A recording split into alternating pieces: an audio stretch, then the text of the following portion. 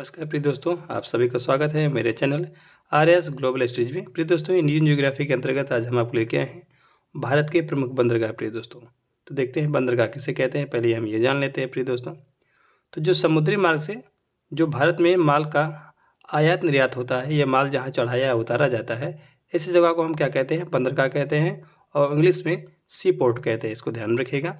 तो हम देख लेते हैं कौन से बंदरगाह किस राज्य में स्थित है। तो बात करेंगे कंडला बंदरगाह की। तो ध्यान रखिएगा, यह गुजरात में स्थित है।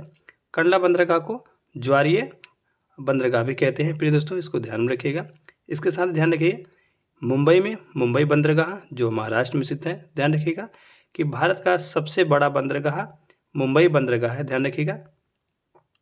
इसके ट्रैफिक को कम करने के लिए यहाँ पर एक नए बंदरगाह का निर्माण किया गया है, जिसका नाम है नावा शेवा। ध्यान रखिएगा, यह भी मुंबई यानी महाराष्ट्र में ही स्थित है। ध्यान रखिए, राज्य विशेष इसमें करके है, तो ये कहाँ स्थित है?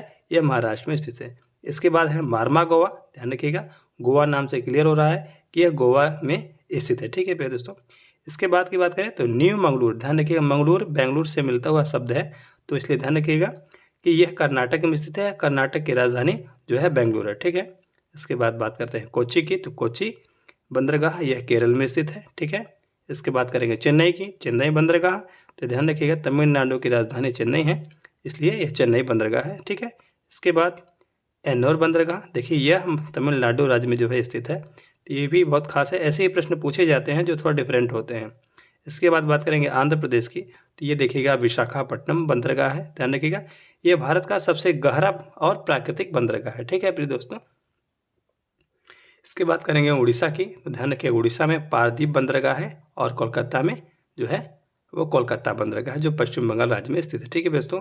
सबसे लास्ट की बात करें तो पोर्ट ब्लेयर, यह भारत के केंद्र शासित प्रदेश अंडमान निकोबार द्वीप समूह जो में यह बंदरगाह स्थित है, पोर्ट ब्लेयर।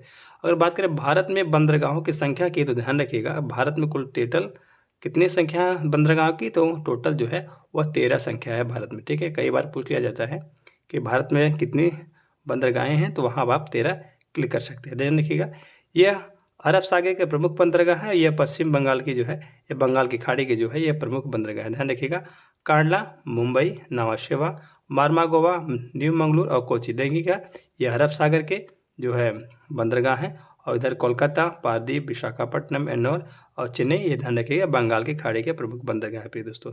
तो इससे संबंधित हम कुछ प्रश्नों को हल कर लेते हैं, ताकि इसके अभ्यास आपका और पूर्ण हो सके प्रिय दोस्तों। तो चलिए देखते हैं पहला प्रश्न, पारदीप बंदरगाह किस राज्य में स्थित है? ध्यान रखिएगा, वह उड़ीसा राज्य में है। देखिएगा, वह स्थित है प्रिय दोस्तों। ठीक है। भारत में कुल कितने मुख्य बंदरगाह हैं? तो अभी जस्ट हमने बात की है, भारत में कुल टोटल जो है वह 13 प्रमुख बंदरगाहें हैं। ठीक है। तो ऑप्शन इसका जो है वह सी सही होगा।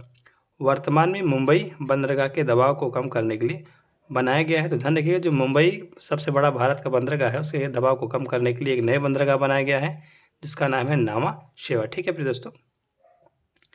इसके बाद हम बात कर लेते हैं अगले प्रश्न की। तो एन्नोर कृत्रिम बंदरगाह किस राज्य में स्थित है? तो ध्यान रखिएगा, एन्नोर की बात कर रहे हैं तो वह तमिलनाडु राज्य में जो है स्थित है। कांडला बंदरगाह की बात करें तो देखिएगा, यह गुजरात में स्थित है प्रिय दोस्तों। ठीक है। इसे हम ज्वारीय बंदरगाह भी कहते हैं। कोच्चि बंदरगाह किस राज्य में स्थित है? तो कोच्चि देखिएगा ध्यान से, वह केरल राज्य में स्थित है। ठीक है दोस्तों। तो आई होप आपको यह सेशन बहुत अच्छा लगा। मिलते किसी वीडियो में, तब तक के लिए